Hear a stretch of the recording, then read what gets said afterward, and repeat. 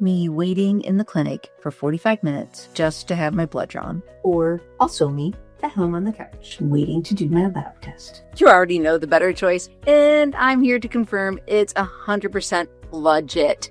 At-home testing is easy. It is designed for people with lives. Imagine that. And yes, it's clinically sound. I say that as a provider and somebody who hates clipboards. So what can you test at home, right? Cholesterol, thyroid, blood sugars. What else can you do? Well, hormones, STIs, same deal. No awkward small talk, just testing, and out it goes. How does it work? You order your kit, follow the instructions that are on the inside, mail it back in the bag that it comes with. Super easy, discreet, and secure. Guess what else? The best part, all of your results go right onto your patient portal dashboard, and then a provider like me will review them with you. No small talk, no waiting in line, just simple, easy, fast testing.